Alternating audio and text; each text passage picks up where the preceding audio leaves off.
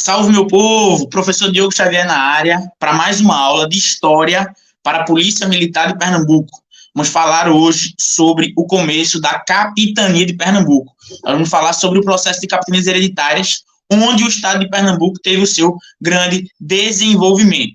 Então, você que está chegando agora no canal, se liga. A governadora Raquel Lira confirmou que haverá provas da segurança pública em janeiro. Ela confirmou isso, então precisamos reforçar os nossos estudos, porque o edital pode sair aí no começo de outubro, né? Pode ser que saia nesses dias já o edital. Então, a gente tem que estar preparado. Você que está chegando, curta, comenta, compartilha, segue o nosso canal. A gente está perto de bater os 2.000 inscritos, estamos perto disso, então dá essa força, compartilha aquele grupo de amigos que está estudando para a prova da PM desde 2018. Achei esse canal aqui, pá, isso ajuda muita gente. Tranquilo? E se você quiser também contribuir com o nosso canal, tem o Pix que eu deixo sempre aqui embaixo. Beleza? Vou colocar os slides na tela e tamo junto.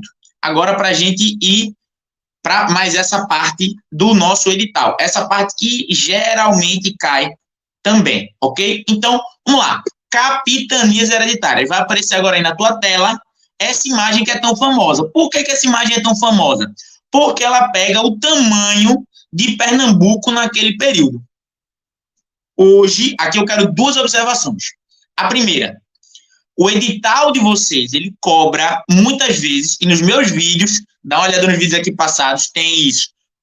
O atual território de Pernambuco, o território do atual estado de Pernambuco. Então, gente, a prova da PM, ela cobra no atual. Mas é importante a gente saber que Pernambuco já foi muito maior.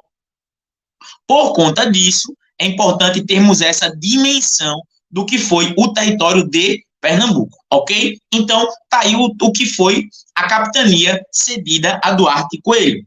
E aqui nós temos o modelo de capitanias hereditárias, ele começa no ano de 1534. Ele começa com esse processo de que é o momento que Portugal decide ocupar, de fato, o território brasileiro. Grave isso. 1500 a 1530, período pré-colonial. Tem vídeo já sobre isso. A partir de 1530, mais especificamente com a divisão do território brasileiro em 15 capitanias, nós temos o período das capitanias hereditárias. E é aí que Portugal vai decidir ocupar, fixar presença em Pernambuco e no Brasil como um todo. E aí você vai ter o primeiro capitão donatário de Pernambuco, Duarte Coelho. Esta figura é crucial para a gente entender esse processo. Minha gente, Duarte Coelho, ele é um navegador militar português. Significa que ele passou boa parte da sua vida percorrendo os mares em nome da coroa de Portugal. Fazendo o quê? Descobertas, combatendo. Ele vem para Pernambuco, por exemplo, antes de 1534, para combater uma revolta dos povos indígenas. Tudo isso vai acontecer nesse período. Duarte Coelho. E aí, o que ele recebe de presente? O território. E por que isso é chave? Porque, uma coisa que eu falei na aula passada, o Nordeste brasileiro não tem ouro, mas Duarte Coelho conhecia isso e sabia que Pernambuco não tinha ouro, mas tinha ouro branco. Quer dizer, tinha a possibilidade da produção do açúcar. Então, quando Duarte Coelho vem para Pernambuco, ele já chega sabendo que Pernambuco poderia ter uma grande produção açucareira. Esta é quando ele chega aqui, ele já chega sabendo disso. Por isso, também, que Pernambuco é a capitania que dá mais lucro. Então, grave isso. No começo da colonização, Pernambuco é o centro econômico do Brasil, a partir do açúcar. Então, as expedições por todo o mundo, ele vai acabar recebendo isso. Então, ele faz expedições. Duarte Coelho chega aí para a China, sabe que na China tem Macau, que é um território português também, né? Então, você vai ter toda essa relação aí nesse momento. E aí, o primeiro governador geral do Brasil vai ser Tomás de Souza lá em 1548. Por quê? Grave isso. O modelo de capitanias hereditárias, no geral, não deu certo. Mas em Pernambuco, dá muito certo. Grave isso, que é muito importante para você se ligar, certo? E aí, Pernambuco, ele vai do Canal de Santa Cruz até o Rio São Francisco. Então, ele era muito grande naquele período. Como é que começa essa ocupação aqui em Pernambuco? O Duarte Coelho vai receber as terras em 1534. Em 1535, ele chega em Igaraçu. Ele chega em Igaraçu e o que ele tem que fazer no começo? Ocupar os territórios. Qual o primeiro território que ele precisa ocupar? Igaraçu começa, beleza. E depois, Olinda. Porque Olinda vai ser a sede da capitania. Minha gente, Olinda era a cidade mais importante de Pernambuco. Olinda era a capital de Pernambuco. Era a vila, a principal vila daquele período. Então, ele vai fazer uma coisa muito importante aqui nesse momento que você precisa entender. No começo da colonização, os povos indígenas, eles estavam em imensa quantidade. O que Duarte Coelho vai fazer? Ele se alia aos tabajaras para derrotar os caetés. Então, essa relação é para você entender o que eles faziam. Por quê? Porque a presença indígena ela era muito importante nesse período. Então, para ocupar Olinda, eles vão ter que se aliar aos indígenas, porque sozinhos eles perderiam a batalha, ok? E aí, isso vai acontecer, e essa pessoa que nós estamos vendo aí na tela é Dona Brites de Albuquerque, que era a esposa de Duarte Coelho. E quando Duarte Coelho morre, ela vai ser a capitã donatária de Pernambuco, ela vai governar Pernambuco. Então, grave isso. Se cair na sua prova, nenhuma mulher teve destaque em Pernambuco nesse período, falso. Dona Brites de Albuquerque comandou Pernambuco, certo? Lembre disso, sobre a ocupação de Pernambuco, isto é crucial. E o que eles vão fazer aqui em Pernambuco? Eles vão ocupar, eles vão derrotar os povos indígenas, consolidar o território e, muito importante, eles vão começar a produção açucareira. O açúcar é o grande produto da colonização do Brasil. Nesse período inteiro, do Brasil inteiro. E Pernambuco era o local que mais produzia açúcar nesse período. Então, grave isso. O centro do Brasil era o Nordeste.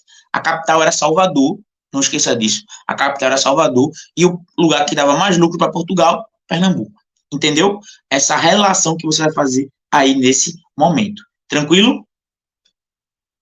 E aí ele vai ter essa relação aqui, instalando esses engenhos. Jerônimo de Albuquerque é o seu principal aliado aqui nesse momento. Então, só voltar aqui para colocar isso para vocês, entender o seguinte, veja só. Tem até um errinho aqui, ó, que eu coloquei que se alia aos caetés. É o contrário, ele se alia aos tabajaras para derrotar os caetés. E o que é importante a gente entender aqui nesse momento, meu povo, que eu quero que você se ligue nisso. Portugal, ele estava desbravando diversos territórios. Portugal, ele estava ampliando os seus domínios. Para ampliar os seus domínios, ele precisava de uma justificativa religiosa, isso é muito importante. Então, ele vem para o Brasil para catequizar os povos indígenas. Então, a presença portuguesa no Brasil faz parte do processo de expansão da fé católica. Não esqueça disso. Ele quer expandir a fé católica, ao mesmo tempo, ele pensa na ideia, né, a ideia de produção dos recursos de matéria-prima, que aqui no Brasil, no caso, era o açúcar. Em Pernambuco, mais especificamente. E mais especificamente, uma coisa é para você entender o seguinte: o açúcar será o segundo ciclo econômico do Brasil, mas é o primeiro que é trazido de fora. Porque o primeiro foi o pau-brasil e não é trazido, ele já é daqui do nosso país. Entendeu essa relação? Então, o primeiro século, século XVI, é um século de consolidação da presença portuguesa no Brasil. Porque não... Aí o que eu quero que você tire da mente aquela visão que a gente tem muitas vezes no colégio, que o português chegou no Brasil e de uma hora para outra dominou tudo. Não é assim, muito pelo contrário. Uma questão que eu quero que você entenda também é que nós estamos falando do litoral. O interior do Brasil é totalmente inexplorado pelos portugueses. Totalmente, eu estou exagerando, assim. Ele é quase que totalmente inexplorado pelos portugueses. Olha o pedaço de terra que eu estou falando. Igaraçu, Olinda e Recife. Qual a ideia de Recife nesse momento? Recife, nessa época, era apenas o porto de Olinda.